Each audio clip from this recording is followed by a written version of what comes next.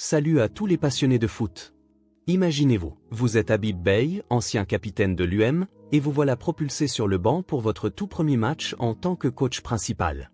L'excitation est à son comble, les supporters marseillais retiennent leur souffle, et bam! Une défaite 2-0 contre Brest au stade Francis Leblay. Pas l'entrée en matière rêvée, hein?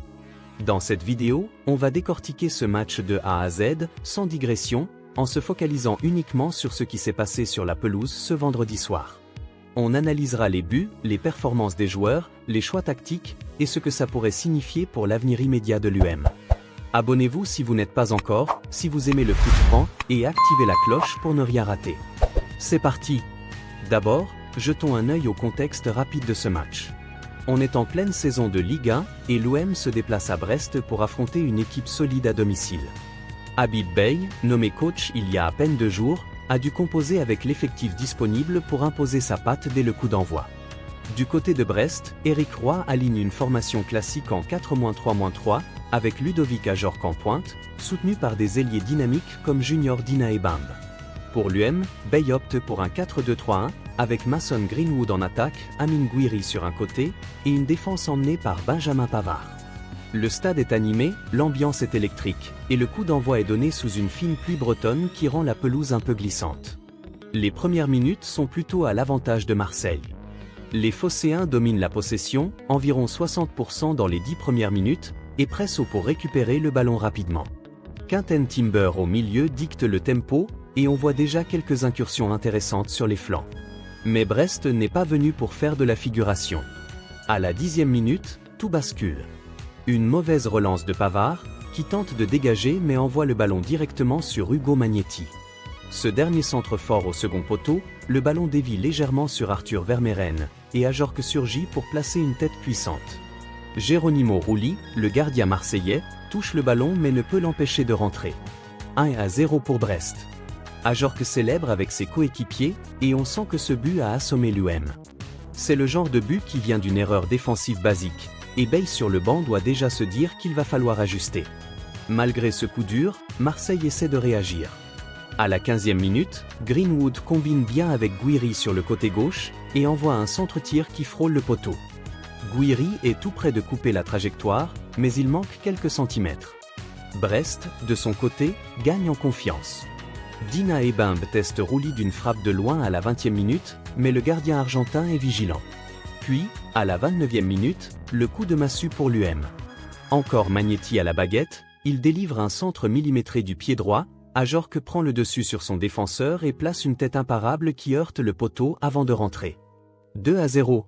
Ajorc signe un doublé en moins de 20 minutes, tous les deux de la tête. C'est impressionnant comment Brest exploite les espaces aériens. L'UM semble perdu, les passes sont imprécises, et la mi-temps arrive sur ce score sans que Marseille n'ait vraiment inquiété Grégoire Couder, le gardien brestois. À la pause, Beye doit motiver ses troupes. On imagine un discours enflammé dans les vestiaires, on est l'UM, on ne lâche rien. Et effectivement, il fait un changement immédiat en remplaçant Vermeeren par Pierre-Emerick Aubameyang pour booster l'attaque. L'idée est claire, plus de vitesse et de profondeur pour renverser la vapeur. La seconde mi-temps commence sur un rythme plus élevé. Marseille pousse, et à la 55e minute, Timber tente une frappe de 25 mètres qui oblige Couder à une belle parade. Brest recule un peu, mais reste organisé défensivement. Junior Diaz, le jeune défenseur brestois, fait un match solide en contenant les assauts marseillais. Vers l'heure de jeu, Dina Ebambe pour Brest manque de peu le 3-0 d'une frappe enroulée qui passe juste au-dessus. L'UM répond par Gouiri, qui place une tête sur un corner, mais ça file à côté. Beye continue d'ajuster. À la 71e minute, il fait entrer Ethan Nwaneri, le jeune talentueux, pour apporter de la créativité au milieu. Mais malgré ces changements, l'UM peine à créer des occasions franches. Le moment clé arrive en fin de match. À la 85e minute environ, Greenwood est fauché dans la surface par Daouda Guindo. Penalty. C'est l'occasion en or pour revenir dans le match. Greenwood s'avance, frappe au milieu, mais Couder anticipe parfaitement et repousse le ballon. Quelle parade! Greenwood se prend la tête à 2 mains, et les supporters de l'UM doivent être dégoûtés devant leur écran. Le match se termine sur ce 2-0. Brest célèbre une victoire méritée, tandis que l'UM quitte le terrain tête basse. Statistiquement, Marseille a eu plus de possession, autour de 58% sur l'ensemble du match, plus de tirs, 12 contre 9 pour Brest, mais seulement 3 cadrés contre 5 pour les Bretons. Brest a été plus efficace, avec un taux de conversion élevé grâce aux headers d'Ajorc. L'UM a commis trop d'erreurs défensives et manqué de précision en attaque. Passons maintenant à l'analyse des performances individuelles. Du côté de Brest, Ludovic Ajorc est sans conteste l'homme du match. Ses 2 buts, sa présence aérienne, et même une occasion de triplé où il touche la barre, il a été omniprésent. Hugo Magnetti mérite aussi une mention spéciale pour ses 2 assists parfaits. Couder, avec ses arrêts décisifs, dont le penalty, a sécurisé la clean sheet. Junior Dina Ebimbe a apporté du danger sur les contres, et la défense a tenu bon face aux assauts marseillais. Pour l'UM, c'est plus mitigé. Mason Greenwood a été actif, avec des dribbles et le penalty obtenu, mais son raté au tir au but pèse lourd. Amine Gouiri a tenté des choses, mais sans succès concret. Quentin Timber a été bon au milieu, distribuant bien le jeu.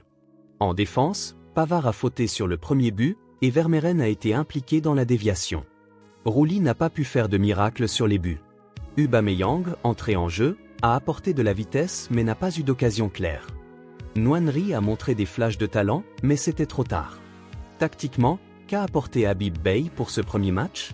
On voit qu'il a voulu un pressing ou une possession dominante, ce qui a fonctionné en début de partie.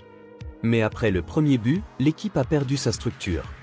Les changements en seconde mi-temps montrent une volonté d'agressivité offensive, avec l'entrée d'Aubameyang pour un double pivot plus attaquant. Cependant, Brest a bien géré les espaces, en jouant sur les contres et en exploitant les faiblesses aériennes de l'UM. Beye devra travailler sur la solidité défensive et l'efficacité devant le but. C'est son premier match, donc on peut imaginer qu'il va ajuster pour les prochains, comme contre Lyon. Quelles implications pour l'UM? Cette défaite met la pression dès le départ sur Beye. Les supporters attendent des résultats rapides, et perdre contre Brest, une équipe du milieu de tableau, n'est pas idéal. Ça pourrait affecter le moral, mais c'est aussi une opportunité pour rebondir. L'équipe a montré des signes de combativité en seconde période, ce qui est encourageant. Pour Brest, cette victoire les propulse temporairement vers le haut du classement, avec une 5e win en 6 matchs à domicile. En résumé, ce match a été marqué par l'efficacité brestoise et les occasions manquées marseillaises.